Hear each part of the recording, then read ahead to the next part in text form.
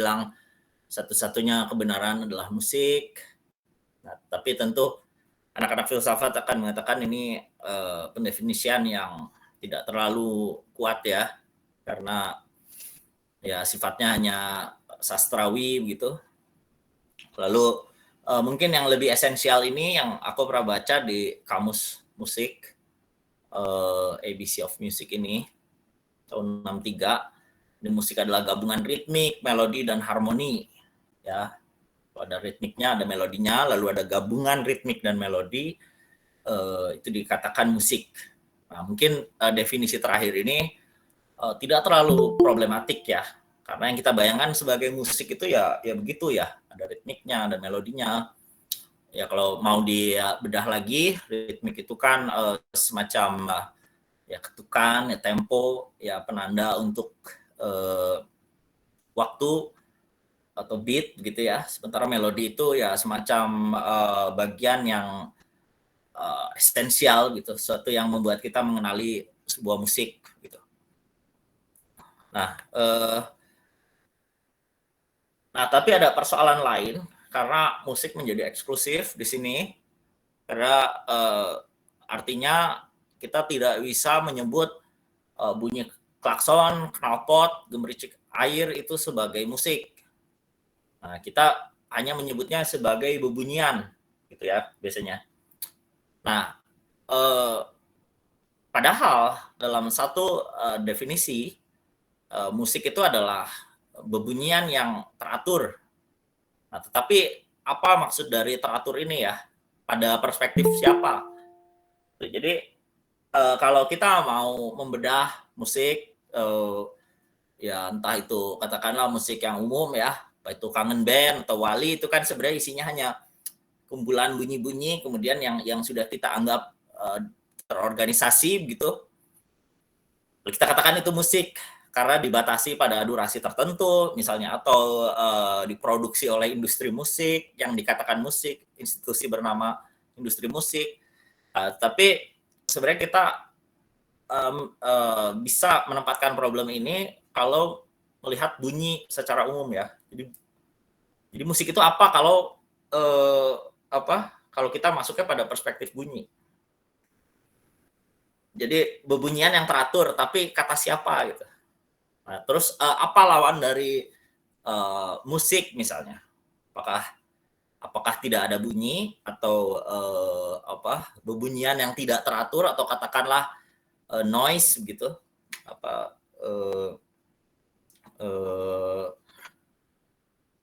Ya itu nanti kita bisa diskusikan.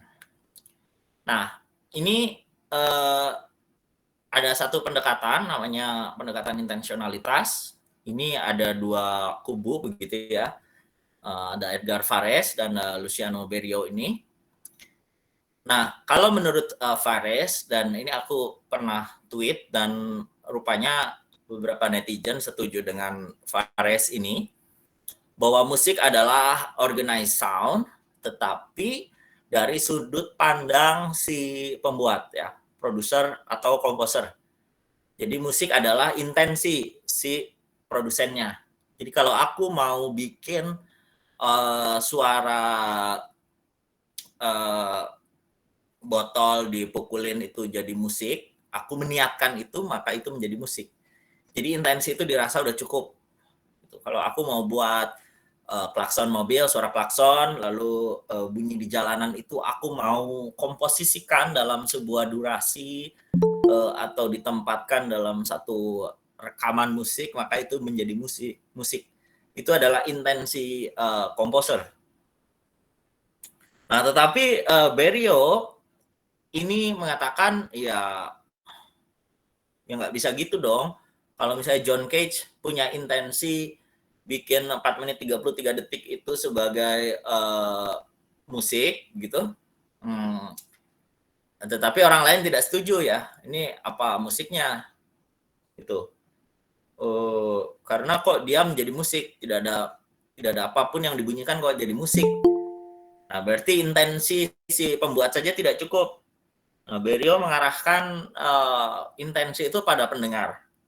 Jadi gimana kita aja ya Gimana kita yang mendengarkan, oh John Cage itu musik, oh kemacetan di jalan itu musik, bunyi burung-burung itu musik gitu. Jadi tergantung dari pendengar. Kalau pendengar menghendaki dia jadi musik. Nah ini perbedaan ya. Yang satu komposer yang menghendaki, yang kedua pendengar yang menghendaki. Nah tapi ada masalah dari pendekatan intensionalitas ini ya sebenarnya nggak menyentuh musik itu apa gitu. Jadi sirkuler ya, juga tidak ajak gitu. Apa itu musik, apapun yang kita anggap sebagai musik ya, tetapi apa itu musik kan? Ya sama lah kayak masalah mendefinisikan filsafat kan nggak bisa, apa itu filsafat? Ya apapun yang kita anggap sebagai filsafat ya mungkin orang filsafat dalam tanda kutip nggak akan setuju ya dengan cara pendekatan seperti itu. Jadi pendekatan intensionalitas ini agak tidak menyelesaikan persoalan tentang batasan musik itu sendiri. Nah, paling aku ngambil riset yang lebih baru ya. Ini ada Andrew Kania namanya, ini masih hidup. Dia mencoba mendefinisikan dengan secara real esensial ya, kalau pakai logika Aristotelian itu ya kita ngambil apa yang paling substansial dari musik gitu. Nah, dia punya beberapa proses. Ini aku akan jabarkan coba proses yang dia lakukan. Jadi pertama pendefinisian yang dia lakukan itu adalah musik adalah bunyi gitu, yang secara sengaja ada unsur intensionalitas diproduksi atau diorganisasikan. Nah, dia bilang sekurang-kurangnya punya satu unsur musikal mendasar, misalnya nada atau ritmik. Jadi salah satunya itu masih oke. Jadi dia bunyi, diproduksi, diorganisasikan secara sengaja dan punya satu unsur musikal. Ya, jadi di sini ada istilah musikal sih ya. Berarti dia kayak definisi di dalam definisi, tetapi musikal di sini kan lebih pada sifat ya. Jadi dia masih oke. Nah, tapi Kania ini nggak merangkum musik abad ke-20 ya, atau musik kontemporer yang kadang-kadang nggak seperti itu definisinya. Jadi dia merombak definisi dari musik ini. Nah, ini kemarin sudah aku tweet ya tentang Toilet Piece ini atau Unknown dari Yoko Ono. Ini cuman karya 30 detik isinya suara siraman air di toilet gitu ya, flush. Benar-benar cuman suara flush, tidak ada apapun. Terus gimana ini bisa jadi musik? Ya tentu kita bisa bilang ya ini bukan musik lah, nggak usah dicari-cari ini musik. Nah, tetapi Kanye mencoba membela bahwa musik abad ke-20 itu bisa disebut musik. Karena Yoko Ono tetap membuatnya dengan niat untuk diperdengarkan sebagai sesuatu yang memiliki unsur-unsur musikal gitu. Jadi niat musikalnya tetap terjaga gitu. Jadi tetap ada intensi ya. Jadi si Kanye ini terjebak pada intensi juga antara suara siraman air di toilet dengan suara siraman air di toilet yang direkam. Gitu. Jadi ada perbedaan ya dari kayak misalnya John Cage diem 4 menit 33 detik tetapi ditampilkan di gedung konser, itu beda dengan diem selama 4 menit 33 detik tapi nggak ditampilkan, jadi cuma sendirian diem dihitung waktu, ya itu bukan musik karena tidak diintensikan sebagai sesuatu yang musikal gitu. Nah makanya Kania menawarkan strategi disjungtif, jadi pakai atau. Nah di sini definisinya berkembang menjadi musik adalah bunyi secara sengaja diproduksi atau diorganisasikan antara yang sekurang-kurangnya memiliki satu unsur musikal mendasar seperti halnya nada atau ritmik, atau untuk diperdengarkan sebagai sesuatu yang memiliki unsur-unsur musikal. Itu ya. Jadi aku nyalain rokok, korek, lalu aku berniat ini musikal gitu ya. Aku ingin didengarkan, memperdengarkan itu sebagai sebuah musik gitu ya. Mempunyai unsur-unsur musikal, misalnya aku nyalain rokoknya dengan ritmikal, atau aku membuat bunyi hembusan rokoknya itu melodius begitu ya. Nah, itu sudah musik bagi Kania. Nah, tapi ada satu persoalan terakhir itu kondisi tanpa bunyi gitu. Ini menarik ya karena ini si John Cage itu juga salah satu yang berkontribusi membuat kita mikir tentang kondisi diam itu. Isi partiturnya John Cage itu kan tanda istirahat semua ya. Gitu. Kalau tanda istirahat itu ditulis, berarti kan dia jadi bagian dari musik sebenarnya. Bukannya tanda istirahat itu bukan musik, tapi dia itu bagian dari musik. Jadi kalau ada jeda di antara musik dan dia dituliskan, sebenarnya dia itu musik juga. Gitu. Makanya ada tanda istirahat kan, istirahat 2 ketuk, 3 ketuk, 4 ketuk. Itu semua sebenarnya masih satu bagian gitu. Nah, makanya si Kania revisi lagi ya, yang terakhir. Jadi musik adalah segala peristiwa. Dia menyebut peristiwa ini untuk memfasilitasi kondisi tanpa bunyi yang secara sengaja diproduksi atau diorganisasikan untuk didengarkan, dan antaranya sekurang-kurangnya memiliki satu unsur musikal mendasar seperti halnya nada atau ritmik, atau untuk diperdengarkan sebagai sesuatu yang memiliki unsur-unsur musikal. Jadi ya ini dia sudah mencoba untuk kokoh gitu ya. Tapi ya tentu tidak semua orang itu juga menyukai cara mendefinisikan gini gitu. Tapi ya aku pikir usaha-usaha kayak gini kan ya perlu juga ya. Oke. Nah sekarang kita masuk pada pembahasan yang lain gitu, tapi masih nyambung lah ya tentang bagaimana musik itu dipahaminya, didengarkannya, diapresiasinya, diserapnya gitu ya. Tadi kan mendefinisikannya, sekarang mendengarkannya kali ya. Nah ini kalau teman-teman senang ya, aku masuk ke perdebatan analitik sama kontinental dalam musik. Di sini ada Edward Hanslick. Nah ini geng analitiknya musik.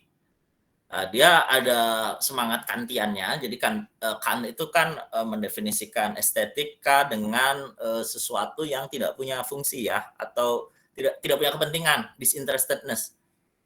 Jadi kalau kita, ini gampangnya aja ya, kalau kita ngomongin gelas tetapi tidak punya fungsi sebagai gelas, tidak untuk dinampung air, tidak untuk diminum, nah itu ada kemungkinan punya nilai estetik gitu ya. Kalau tidak punya fungsi, ini kan sejalan ya sama etikanya Kant.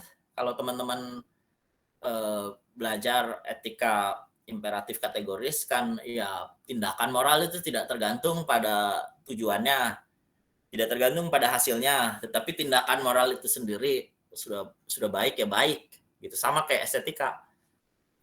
Jadi Hanslick mengatakan bahwa tidak ada keindahan di luar musik sebenarnya. Musik mah ya musik aja. Jadi keindahan dalam musik adalah berasal dari unsur-unsur di dalam musik. Sini aku kutip langsung dari Hanslick ya. The beauty of a piece is specifically musical. It is inherent in the tonal relationship without reference to an extraneous extra musical context. Jadi keindahan musik itu bukan yang ekstra, bukan yang di luar musik. Jadi kalau kita bilang, musiknya keren ya, bikin aku punya selera makan. Nah itu lu bukan ngomongin musik, itu lu ngomongin selera makan aja gitu. Yang kebetulan dirangsang oleh musik. Gitu. Jadi musik itu jangan sampai dikaitkan sama fungsi-fungsi lain. Nah ini kan ada semangat analitik ya, jadi dia pengen ketat pada apa yang disebut musik dan bagaimana cara kita mendengarkannya pada murni musik itu sendiri. Nah dalam bukunya yang judulnya On the Musically Beautiful ini, dia nyerang Wagner. Wagner ini sobatnya Nietzsche tapi kemudian musuhan ya, karena Wagner ini sering bacot ya soal hal-hal yang di luar musik gitu ya, kayak musiknya kayak Valkyrie gitu, Ride of Valkyrie, terus Tristan and Isolde itu, Isolde. Nah pokoknya musiknya dia itu selalu bercerita ya, Selalu ada urusannya sama wacana, sama representasi. Nah, kata Hanslick tidak ada musik, maksudnya musik kayak Sir, gitu. I have a question.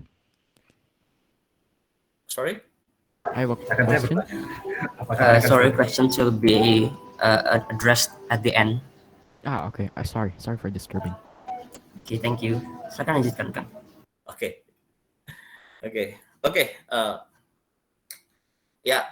Jadi keindahan musik bukan terletak pada apa yang di luar musik, tetapi murni pada urusan bunyi dan pergerakannya ya, sound and motion. Jadi Hanslick akan fokus pada sound and motion ini sebagai satu-satunya cara untuk mendengarkan. Jadi kita jangan menangkap kesan-kesannya aja, tetapi langsung pada unsur di dalamnya ya. Nah, jadi termasuk ini ya, bagaimana Hanslick itu begitu ketat itu sampai dia pikir ya komposer juga tidak penting ya dalam apresiasi musik. Tetapi kita harus fokus pada pas komposer oke lah, komposer itu kreator, tapi ketika musiknya sudah jadi ya tidak perlu diungkit-ungkit lagi gitu.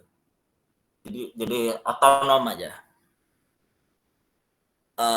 Walaupun kemudian Hanslick mengatakan bahwa iya sih, musik itu punya kemampuan membangkitkan emosi. Jadi musik itu punya fungsi memang, tetapi itu bukan berarti bahwa musik dalam dirinya sendiri itu merepresentasikan emosi. Jadi aku ngelihatnya Hanslick itu fokus pada aspek-aspek musikal ya. Jadi kalau ngedengerin musik tuh kayak ini progresinya atau melodinya gitu ya, fokus ke situ. Jadi jangan ini perjuangan, ini membawa kita pada perjuangan apa gitu. Dia fokus pada si musik. Oke, nah ini bagian kontinentalnya kali ya, walaupun In Garden ini aku rasa masih tidak terlalu kontinental sih. Dia bilang kalau partitur itu dia lahir di perbatasan zaman romantik dan abad 20 kali ya, romantik akhir gitu. Jadi partitur itu atau catatan tentang musik ya, notasi. Itu harus dibuat serepresentatif mungkin gitu. Dan dia nggak boleh diimprovisasi secara berlebihan gitu. Jadi dia punya satu. Sorry, sir, but I have no idea what the fuck you are saying. Oh, sorry. Kick aja, Gus. Please don't use inappropriate languages. Bos bisa tolong dibantu. Sorry, I do not understand you.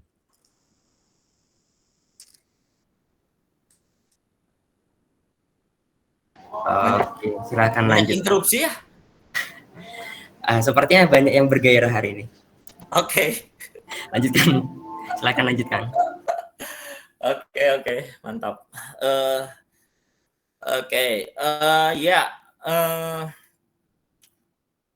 Jadi partitur itu kan ini ya sebuah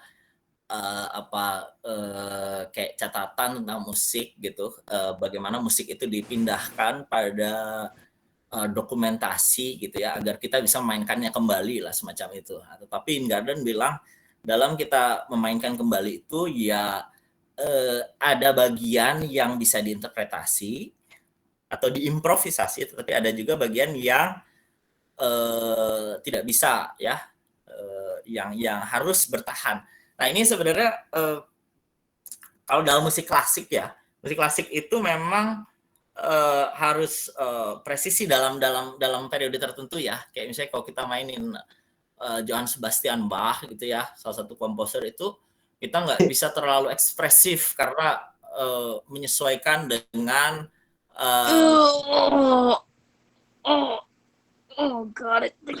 Mohon maaf, itu di-kick aja ya untuk nama-nama yang aneh dan inappropriate. Bisa tolong di-kick. Oke, terima kasih. Mohon maaf untuk Kang Syarif. Boleh dilanjut. Ya aku oke, aku senang dengan diskusi banyak gangguan gini berarti Mohon maaf. berarti berbahaya atau gimana ya? Oke. Oke. Ya, jadi kalau misalnya kita mainin karya misalnya kayak Johann Sebastian Bach gitu itu kita nggak bisa terlalu banyak tafsir gitu ya, tidak bisa terlalu ekspresif karena kita membayangkan satu instrumen di masa itu yang mungkin tidak memungkinkan kita untuk memainkan bagian panjang atau pendek dan sebagainya lah gitu ya. Nah jadi di sini ada pembatasan dari Ingarden. Mungkin aku cepat aja biar bisa diskusi. Nah ini Joseph Smith tapi aku nggak nemu keterangan lebih jauh tentang tentang tanggal lahir dan sebagainya ya karena nama Joseph Smith ini banyak banget. Aku nyari yang Joseph Smith komposer juga cuma ada karya-karya bukunya.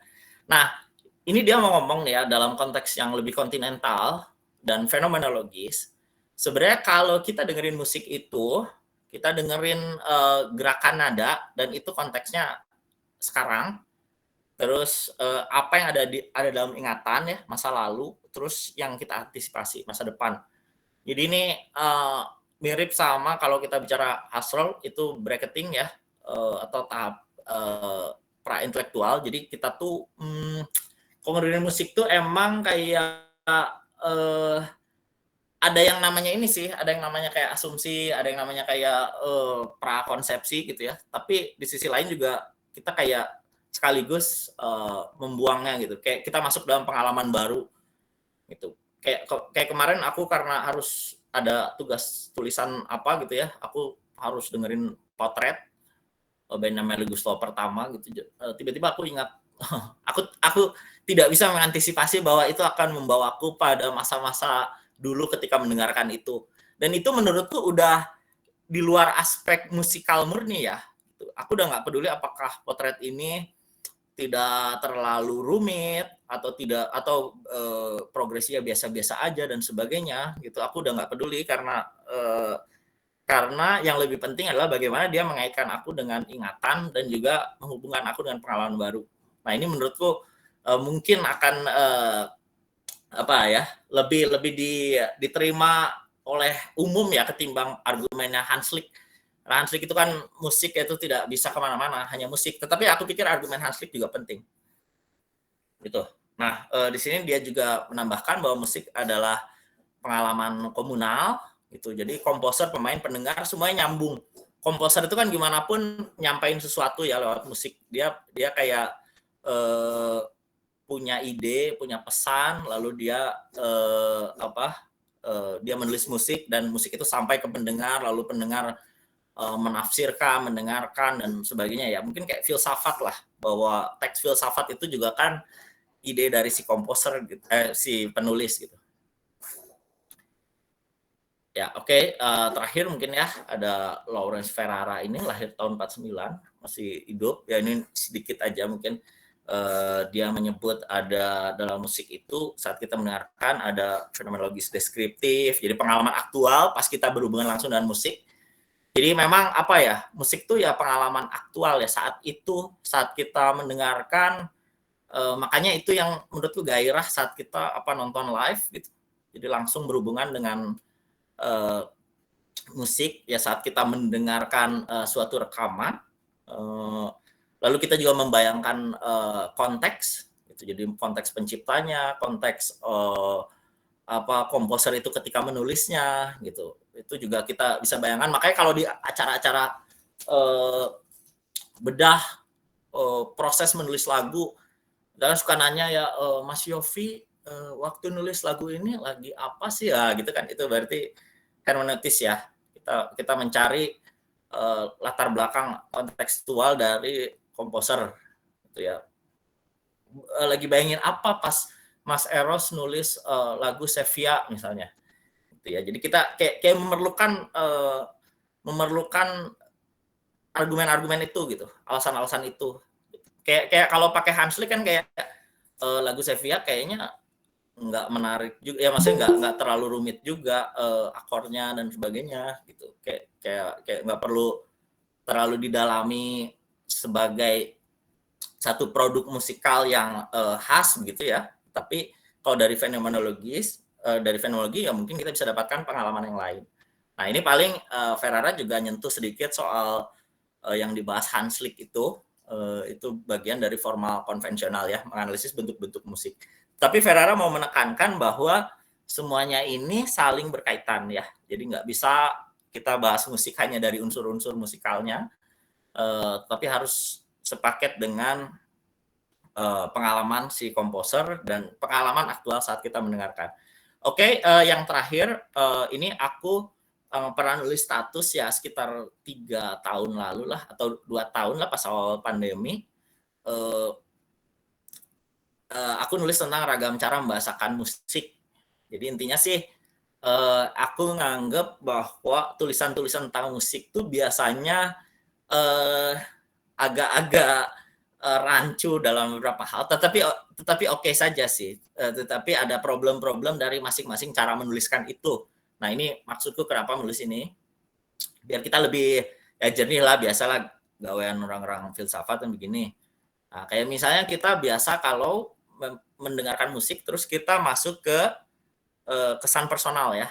Misalnya dengerin musik, aduh musiknya mengingatkan aku pada senja di ufuk timur, atau ya, musikmu membawa aku pada zaman revolusi Prancis. Nah ini sebenarnya pendapat seperti ini itu kayak kesannya sangat terbatas pada pengalaman indrawi. Jadi kayak misalnya kalau dia kebetulan pengalamannya, ya musik kamu ingetin aku ke pantai ya itu artinya dia pernah punya pengalaman indrawi dengan pantai. Kalau dia cuman nongkrong di kafe dan cuman itu yang dia tahu, ya dia mungkin akan mengasosiasikan itu dengan kehidupan di kafe. Ini sama kayak dengerin musik klasik terus orang suka mikir ini kayak raja-raja atau bangsawan nari-nari di suatu tempat ya gitu. Itu kan sebenarnya apa ya? Itu mungkin hasil dia nonton film atau apa ya? Itu yang kebetulan ada musik itunya. Jadi sebenarnya tumpang tindih dengan pengalaman indrawi. Lalu ada juga berangkat dari referensial ya, misalnya musiknya keren ya, kamu jadi kayak Slayer loh. Atau musiknya bagus kayak Beethoven waktu muda. Nah, itu biasa mungkin komposer tertentu tidak terlalu suka ya dengan perbandingan seperti ini karena saat menciptakan ada bayangan otentisitas ya gitu. Ya nggak semua sih membayangkan otentisitas, ada yang secara niatan udah ngejiplak juga ada ya. Tapi aku kan ini ya dengerin wawancara dengan Eros Chandra itu Sheila on Seven, dia selalu mengeluh bahwa lagu Sevilla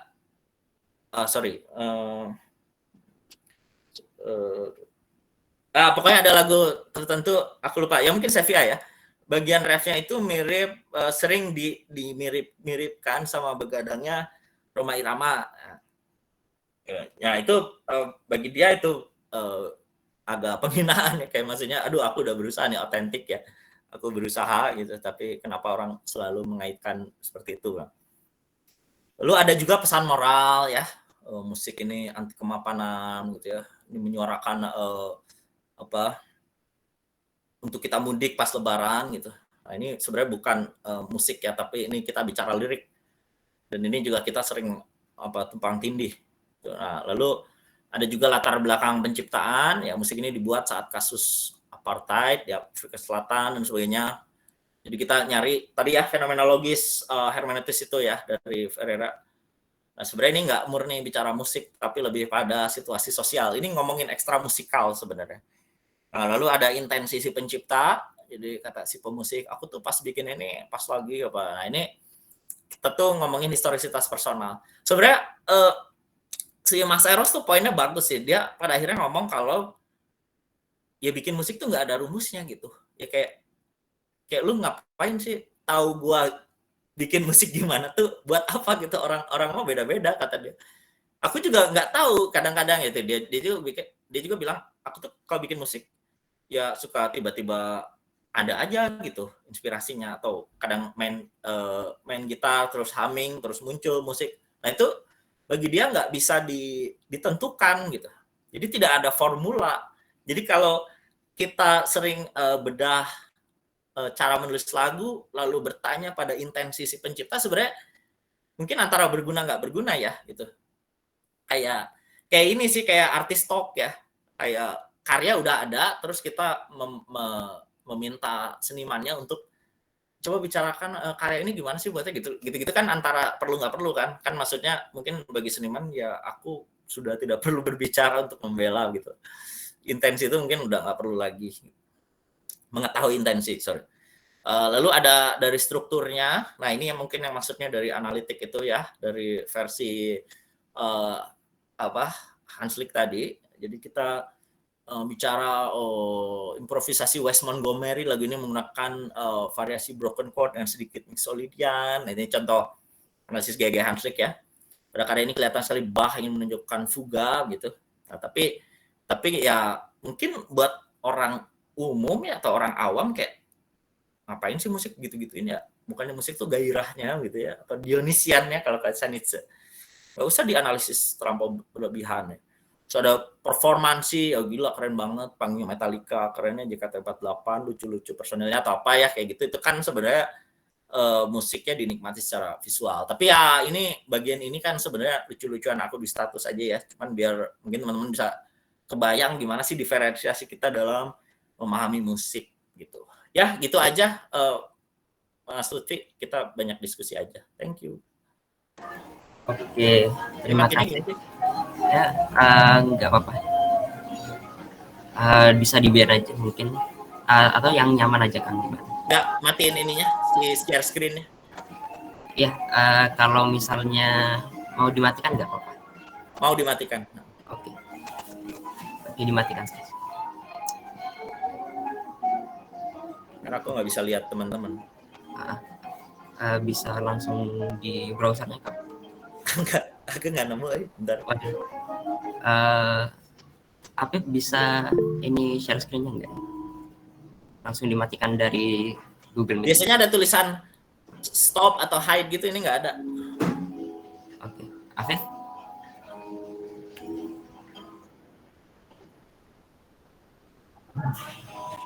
Oke. Ternyata aku yang gimana? Oke.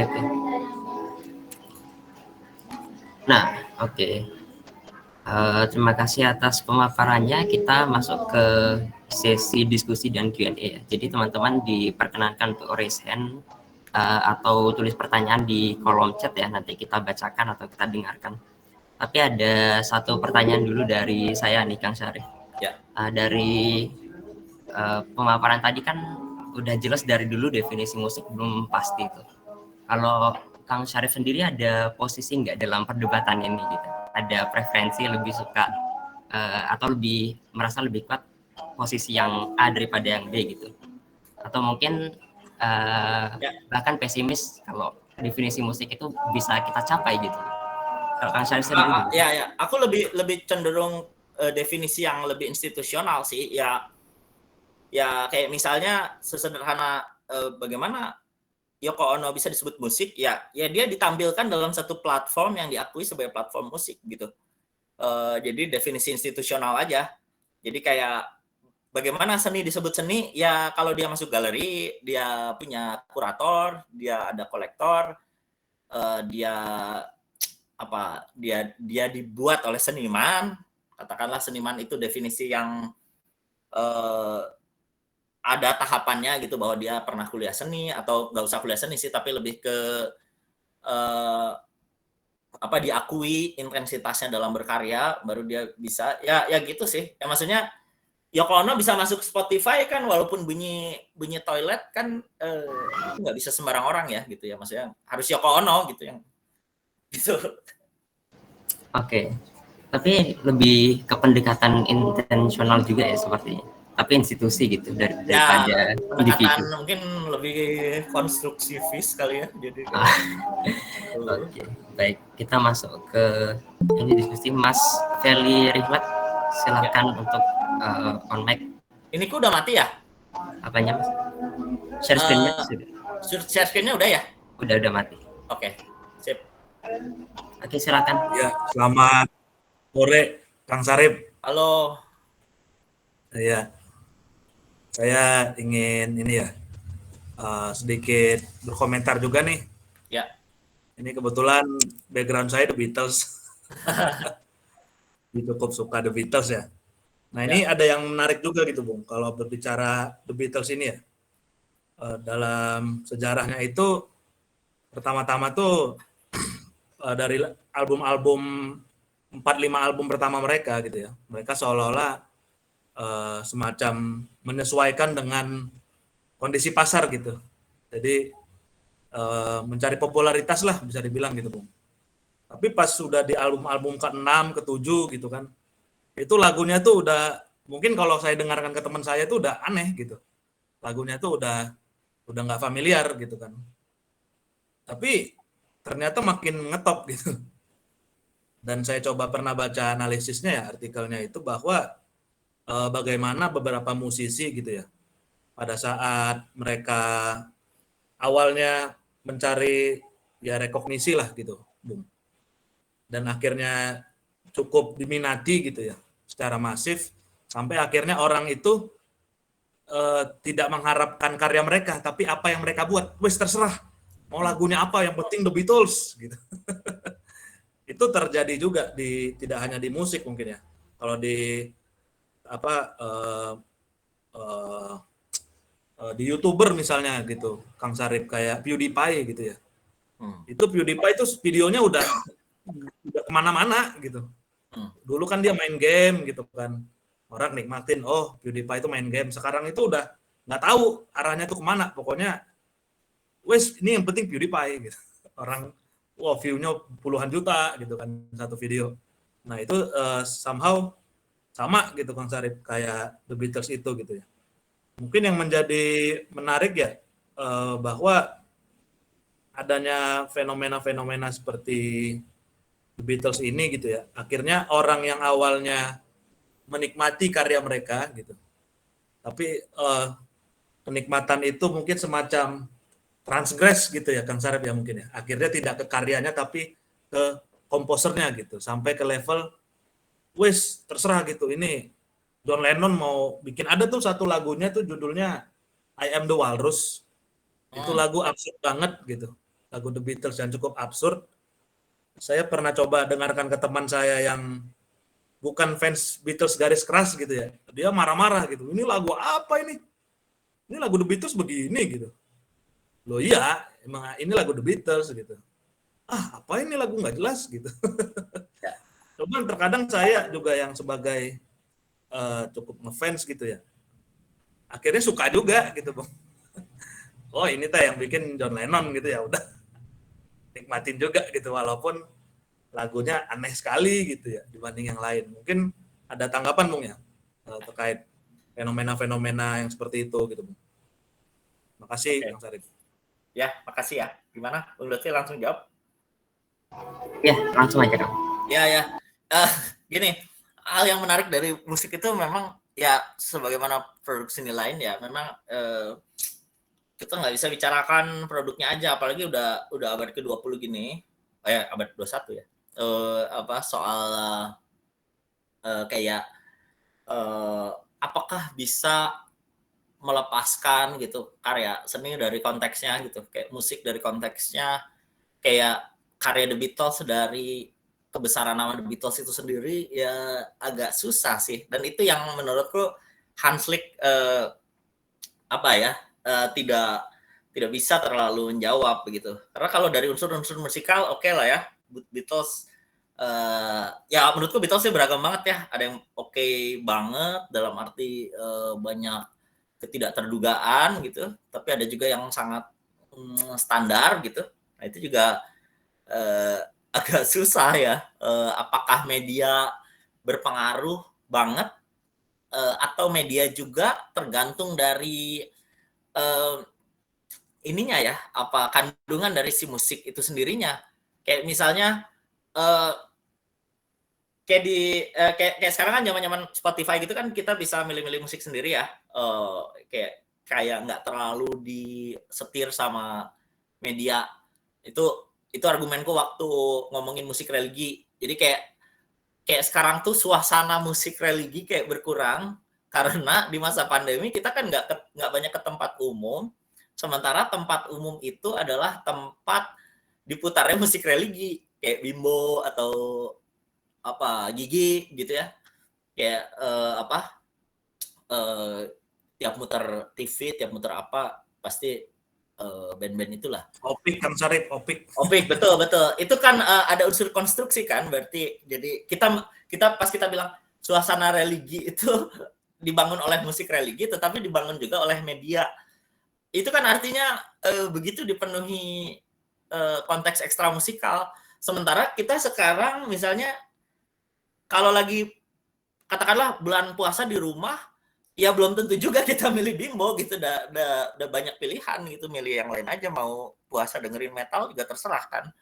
Itu jadi apa ya apakah keberhasilan Beatles itu faktor media gitu ya, faktor Inggrisnya dan atau faktor inherent di dalam musik, itu menurutku juga nggak bisa terlalu dijawab ya. Ya kayak mungkin kalau orang nggak tahu itu di Beatles gitu kan, maksud Mas Feli ya, kayak langsung dengerin aja secara musik, langsung pengalaman aktual dengan musik, dia akan bilang oke nggak gitu, atau kita memerlukan nama besar itu gitu untuk kemudian kita nganggap oke. Ya bagi penggemar The Beatles mah mau ya kasarnya kalau John Lennon masih hidup mau bikin lagu apa juga udah pasti bagus ya. Gitu ya. Aku rasa itu mah perdebatan selalu ya. Kayak misalnya gini.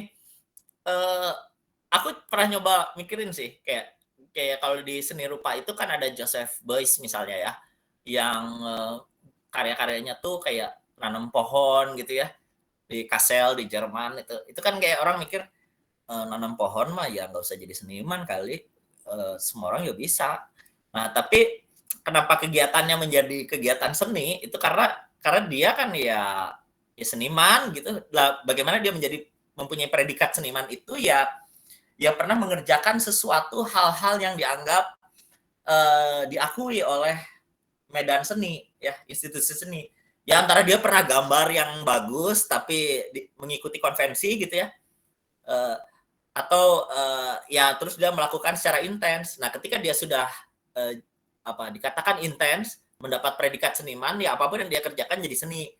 Itu kayak filsuf lah kali ya, dia pernah belajar filsafat, dia nulis filsafat, dia diskusi filsafat, lama-lama jadi filsuf. Ketika dia mau ngomong apa juga jadi terkesan filosofis gitu. Filsafat dia tentang korek api, tentang rokok begitu ya, dia jadi filosofis ya. Kenapa? Karena dia yang mengatakannya, dia seorang filsuf. Bagaimana tahu dia seorang filsuf ya? Karena dia intens dengan apa yang disepakati orang sebagai filsafat gitu. Itu Mas Feli ya mungkin ya. Makasih Kang Sarip. Mas Feli ada tanggapan lebih lanjut? Dipersilakan. Mungkin sedikit aja nambahkan Kang Sarip ya. Ya. Ini menarik juga nih bahwa itu sama kayak ini ya, kayak yang tadi dicontohin itu Yoko Ono itu gitu kan. Yoko Ono kan mendapatkan popularitas di akhir-akhir masa The Beatles tuh. Dia sering tampil gitu ya di video klip The Beatles gitu kan. Padahal nggak ngapa-ngapain, cuma duduk. Terus The Beatles-nya bubar, akhirnya Yoko Ono bikin musik tuh yang tadi ya, Flush Toilet. Terus bisa diakui sebagai musik gitu. Ya mungkin karena faktor ininya Yoko Ono. Popularitasnya gitu. Ini nih Yoko Ono gitu. Iya. Ya emang gitu. Cuman ya aku rasa kayak YouTube gitu agak mengubah itu juga ya, agak mengubah paradigma seperti itu juga sih menurutku. Kayak ada yang nggak terkenal sama sekali bisa naik gitu. Menurut itu harus bisa dipikirin lagi. Itu Mas Feli. Makasih Kang Sarip. Ya sama-sama. Oke. Silakan Mas Yogi, bisa ini on mic ya. Oke, terima kasih atas kesempatannya Mas Moderator. Assalamualaikum Kang Sarif. Saya sangat senang dengan pemaparan kajian musik pada hari ini. Mungkin saya mau bertanya gitu, gimana kira-kira musik itu dipandang dalam lanskap fisikalisme reduktif gitu, misalnya dengan relasinya terhadap mekanisme fungsionalistik tubuh biologis gitu. Dan bagaimana sih kira-kira perkembangan diskursus tersebut gitu terhitung hingga hari ini gitu. Karena kebetulan saya tuh kalau misalnya lagi nyambi desain itu saya seneng baca kajian filsafat biologi gitu. Makasih Kang. Menantang ya pertanyaannya ya, karena aku kurang baca fisikalisme reduktif. Oke. Aku nggak ya aku nggak tahu ya, karena aku kayak musik tuh kayak pernah intens banget lah ya, jadi aku kadang suka lupa udah baca ini baca itu. Cuman gini, beberapa riset itu kayak dulu yang awal aku dengar tuh soal body tympanium ya. Jadi telinga itu bukan reseptor utama dari musik ya, tetapi seluruh tubuh gitu-gitulah. Kayak ya itu bisa menjelaskan kenapa Beethoven bisa membuat karya walaupun tidak bisa mendengar gitu. Ya itulah selebihnya kayak Mozart effect yang gitu-gitu juga aku dengar sih, baca sih, cuman ya gitu bermasalah lah ya, bermasalah. Tapi minggu lalu aku baru ngobrol ini sama Mas Sosi ya, bahwa dia tidak setuju ada perdebatan tentang kayak musik mana yang lebih menghasilkan kecerdasan misalnya, kayak aku bilang Mozart effect itu apa ya, pseudoscience misalnya, atau apa ya kata Mas Sosi, ya tapi bukan berarti bisa digantikan juga oleh misalnya gamelan gitu ya, atau keroncong. Iya sih, tapi mungkin poin dari penelitian kayak gitu tuh bukan soal genre ya, bukan soal aku ngasih Mozart terus lebih pinter daripada aku ngasih gamelan gitu ya, gamelan Bali atau gamelan Jawa, bukan itu mungkin poinnya ya, tapi bahwa dalam musik itu mungkin ada kayak struktur-struktur yang apa ya, yang sejalan dengan cara berpikir yang lebih rapi atau sistematik gitu-gitulah. Jadi mungkin Mozart yang diambil buat sampel aja gitu. Gitu Mas Irsan ya, tapi aku nggak bisa terlalu persis menjawab dari fisikalisme reduktif. Gitu. Oke Kang, siap. Terima kasih banyak. Ya. Sama-sama. Oke. Silakan Mas Neo. Iya, halo Kang Syarif. Halo Mas Neo. Aduh, akhirnya bisa ngobrol sama Kang Syarif nih. Kita di Twitter ya. Ini mungkin Kang, aku mau menanggapi pertanyaannya Yogi tadi. Menarik memang. Walau apa namanya, yang menjadi seorang fisikalis reduktif juga sekarang banyak dikritik sih. Tapi mungkin begini, uniknya dalam musik gitu Kang ya. Dan nanti aku mau coba kritik pandangannya Kang Syarif juga tadi yang masalah aku bilang musik games itu tadi kan, kalau kata Wittgenstein tuh realitas duniaku hanya terbatas pada realitas bahasa. Nih kalau kuliah tadi pandangannya Kang Syarif tuh realitas musik hanya terbatas pada realitas institusi gitu. Nah, kalau untuk pertanyaannya Yogi tadi, musik itu di otak kita gitu ya, secara fisikalis reduktif itu menyerang atau bermain di daerah yang sama dengan makanan gitu misalnya, atau seks bahkan, atau bahkan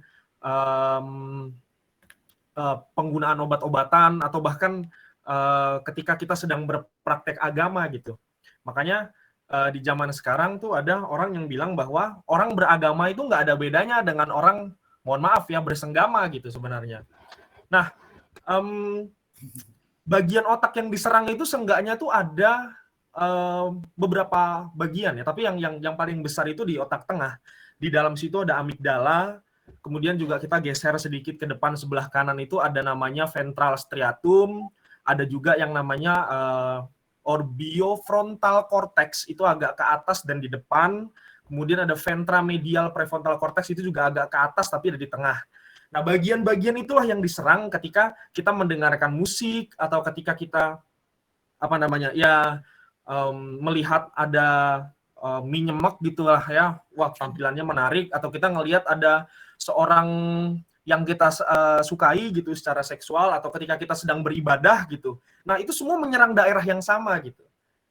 Jadi kalau kata Riwa Hasan tuh ya, orang bisa horny, bisa terangsang ngelihat jembatan, begitu juga dalam musik kan kita amati. Kayak tadi kata Kang Syarif gitu, Yoko Ono wah bilang musik dari suara flash aja bisa jadi musik gitu. Terus Kang Syarif menambahkan berikutnya bahwa musik itu menimbulkan suatu pengalaman, musik itu menimbulkan suatu kesan. Nah, itulah yang terjadi ketika kita mendengarkan musik atau ketika kita sedang menikmati hal-hal itu gitu. Jadi kalau dalam pandanganku sendiri mungkin agak reduktif sih sebenarnya Kang dan teman-teman juga.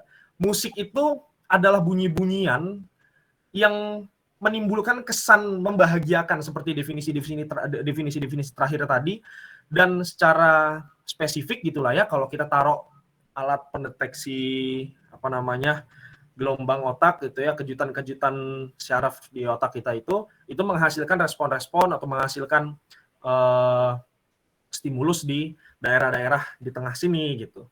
Nah, mengenai tadi kalau misalnya atas pada institusi, itu malah menurutku akan membawa kita mundur ke belakang lebih jauh, Kang. Kayak tadi Kang Syarif bilang kan, misalnya seorang seniman gitu, dia nanam pohon doang nih, lah kok dibilang seniman, terus Kang Syarif bilang, diakuisisi oleh kelompok seni sebagai seorang seniman, maka apapun tindakannya dibilang seni gitu. Terus juga seorang filosof juga demikian, malah bahkan ada seorang ada seorang temanku gitu loh, yang saking radikalnya gitu ke Heidegger, sampai dia bilang Heidegger kentut aja tuh filsafat sebenarnya. Nah, kalau misalnya begitu, nanti kita tanya balik lagi gitu, apa yang kemudian membuat institusi seni ini disebut sebagai institusi seni gitu. Nanti mundur lagi ke belakang, apa yang misalnya membuat seni ini dipegang sebagai seni pada dirinya sendiri oleh institusi ini, nanti mundur lagi ke belakang gitu. Makanya menurutku kalau kita bicara musik gitu atau seni secara luas gitu ya, sebelum kita bisa lari kepada entitas yang lebih dalam tanda kutip rendah gitulah ya, menerima properti musik itu, kita selesaikan musik itu. Dan sejauh pembacaanku gitu, musik, nah itu adalah hal atau bunyi-bunyi yang menimbulkan respon membahagiakan di otak bagian tengah itu. Gitu sih Mas Irsan dan Kang Syarif. Thank you tanggapannya. Aku tanggapi kali ya, betul ya? Iya, langsung Mas. Makasih Neo, memang makasih juga tambahannya untuk Bung Yogi, tetapi membahagiakan itu juga perlu digali ya, karena beberapa musik kalau kita pakai definisi bahagia dalam arti katakanlah perasaan kayak semacam pleasurable atau menyenangkan gitu ya, beberapa memang tidak ya. Misalnya gini, kalau aku pakai unsur-unsur musikal bahwa yang menyenangkan itu misalnya yang sifatnya tonal ya, yang punya pusat gitu. Jadi mulai dari C kembali ke C gitu. Itu kan ada resolusi ya, ada penyelesaian persoalan gitu. Tetapi tidak semua musik begitu kan. Ada yang atonal, dan atonal itu menurutku menggelisahkan pada titik tertentu. Kayak, ini kok nggak pulang-pulang ya gitu ya. Ini kok musik kok nggak ada kembalinya. Nah itu menurutku tidak membahagiakan. Itu pertama. Jadi aku setuju dalam beberapa pendapat, tapi membahagiakan itu sedikit ya problematik, kecuali kita mengartikan kebahagiaan dengan cara lain ya. Misalnya aku bahagia dengan kegelisahan itu, dengan kegelisahan atonal itu ya. Karena si Adorno tuh kan senengnya itu musik yang atonal itu baru musik yang tidak borjuis gitu ya, karena selalu bergerak gitu ya. Oke, nah itu pertama. Terus yang kedua, emang sih kalau aku bicara dari segi filsafat, emang itu problematik pasti. Yang namanya institusionalisasi itu pasti sirkuler kan, kayak bagaimana yang disebut seni ya, kalau ada medan sosial yang menyebutnya seni atau institusi seni menyebutnya seni ya, lalu bagaimana institusi seni disebut institusi seni kalau ya ujung-ujungnya kan otoritatif ya. Jadi ya kalau ITB bilang ini seni rupa ya seni rupa gitu. Cuman itu jadi jalan keluar yang lebih kompromistik sih ketimbang secara otoritatif misalnya menyebut ini seni, ini bukan seni, dan sebagainya. emang efek dari efek dari institusionalisasi itu kan jadi perlu ada peneguhan satu pihak yang otoritatif gitu ya. Tapi ya kadang itu juga sih, kadang itu juga yang justru menurutku paling formal loh, Neo. Jadi kayak misalnya apa yang membuat puisi disebut puisi ya, misalnya. Apakah nulis biasa asal aku nyebut itu puisi jadi puisi? Ya enggak juga sih.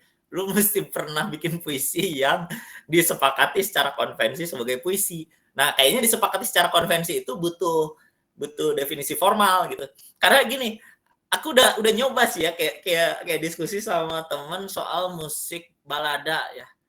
Apa itu musik balada gitu. Aku mencoba mendefinisikan dengan cara-cara filsafat ya, logika sebagainya ya. Kan kalau kata Socrates nggak boleh mendefinisikan pakai fungsi-fungsi ya. Musik balada itu apa ya? Musik balada itu atau pakai contoh-contoh ya. Contohnya begini begitu. Nah, itu kan bukan mendefinisikan musik. Tapi benar-benar nggak bisa. Jadi misalnya gini, oke, musik balada itu musik yang bercerita suatu perjalanan misalnya, atau bercerita suatu yang keseharian gitu. Oke. Tetapi ada musik yang balada yang bercerita tentang perasaan gitu ya. Perasaan itu kan bukan murni pandangan indrawi terhadap misalnya suasana jalanan, suasana pepohonan. Itu tuh kan lebih ke internal. Nah, itu balada nggak ya? Terus kalau aku tanya temanku yang pemusik balada, ya yang penting balada tuh niatnya bercerita. Pakai intensi lagi sekarang. Terus aku nanya, kalau instrumen penting nggak dalam balada? Nggak penting, kata dia. Yang penting mah ada niat bercerita. Oke. Terus aku dengerin lagu Tulus yang Gajah misalnya. Itu kan cerita. Ini balada bukan? Bukan, kata dia. Kenapa? Soalnya musiknya lebih menonjol dari liriknya. Oh, oke. Jadi kalau ada intensi memamerkan suatu bagian yang non narasi, itu bukan balada gitu ya. Nah, jadi aku sampai pada kesimpulan, oh my god, kalau musik tuh nggak bisa. Lu mesti menghindari gaya definisi yang dihindari Socrates. Jadi kayak ya udahlah, musik jazz itu apa? Ya udah, ini contohnya gini. Karena seberapapun kita berusaha gitu ya, kayak dia selalu lepas dari tangkapan gitu loh. Kayak misalnya jazz ya, yang aku pahami dulu ya. Jazz itu apa? Oh, ada fill swing, ada blue note, ada chord yang altered gitu. Itu semua definisi-definisi jazz. Tetapi ketika ada yang non itu semua, katakanlah fusion, itu kan nggak terlalu ada unsur swingnya nggak terlalu kuat gitu, itu tetap sebut musik itu jazz gitu. Kita bisa aja sih bilang itu bukan jazz, itu nggak sesuai dengan kriteria jazz. Tetapi kemudian masalah mereka jadi jazz karena katakanlah ya main di Java Jazz misalnya, ya udah itu jadi sah, meski mengecewakan itu jadi lebih sah gitu. Gitu aja sih, Neo. Walaupun aku nggak puas ya, tapi kayak udah diusahain berapa kali kayak nggak pernah berhasil definisi yang formal esensial gitu. Gitu. Mas Neo, ada tanggapan lebih lanjut, Mas? Ya benar sih kata Kang Syarif juga. Walaupun kita berusaha sejauh mungkin gitu. Kayak kalau katanya Hardiman itu kan nggak ada yang mengatasi sejarah gitu. Kita semua hidup kan di dalam sejarah gitu. Kita semua di dalam dunia. Akhirnya ya definisi yang formal logis seperti itu ya bukan mustahil tapi sangat sulit didapatkan gitu kan. Ya, itu benar. Kalau kentut Heidegger filosofis tuh benar, karena itu Heidegger.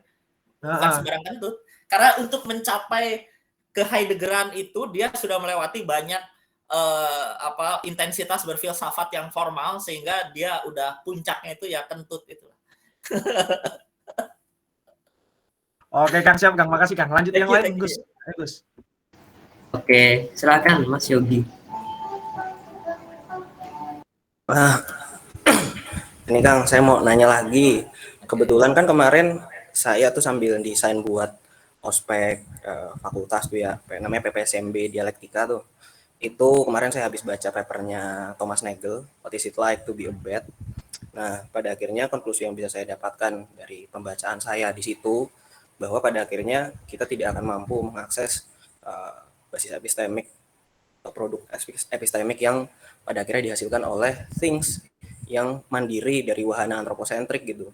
Jadi pada akhirnya seperti respons-respons atau ekspresi-ekspresi yang dipahami, misalnya contoh things yang keluar dari korelat subjek gitu, misalnya contoh seperti hewan gitu, itu tidak akan pernah bisa kita jangkau. Tetapi di satu sisi saya tertarik nih tadi sama pembahasannya Kak Neo nih, kalau misalnya pada akhirnya kita tetap masih bisa mereduksi eksplanasi mengenai musik dan berikut implikasinya dengan mekanisme tubuh biologis gitu misalnya. Tetapi pada akhirnya pun misalnya contoh ketika kita melihat hewan dengan mekanisme tubuh biologis yang misalnya contoh hampir sama gitu, tingkat kecocokannya dengan manusia, itu dia tetap juga pada akhirnya bisa merespons gejala-gejala yang misalnya contoh bisa kita pahami dalam lanskap antroposentrik gitu, misalnya contoh seperti saya tuh pernah nonton tuh YouTube, tiba-tiba ada sapi datang, kemudian dia berkumpul satu kawanan gitu untuk pada akhirnya bisa mendengarkan seseorang bermain biola atau violin gitu di tengah padang rumput gitu. Nah, yang menjadi pertanyaan saya, apakah pada akhirnya bagaimana kira-kira musik dipahami atau terinterpretasi dalam tinjauan yang kita coba keluar gitu dari wahana yang sifatnya itu antroposentrisme gitu. Apakah pada akhirnya kita tetap masih bisa mendefinisikan musik gitu di dalam domain itu? Mungkin aku mau tanya itu sih Kang, penasaran nih, serius. Maksudnya bisa nggak musik dipandang dari perspektif keabadian gitu? Gitu Yogi? Jadi maksudnya jangan dari subjek gitu ya? Betul Kang, betul.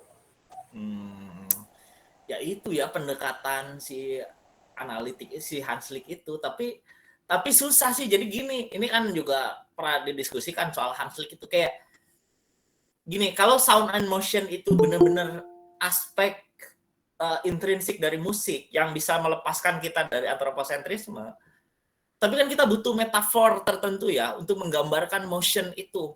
Misalnya pergerakan flute dari F ke fish menciptakan ya bisa sih kayak gitu ya, tapi dengan mengandaikan gerak fisikal lah ya, tapi kita pasti memerlukan semacam metafor yang antroposentrik. Menurutku agak susah ya pada titik itu, agak susah membayangkan, karena ya nggak ada menurutku ya, yang nggak bisa dikatakan tidak ada yang mendengar musik dengan cara pure gitu.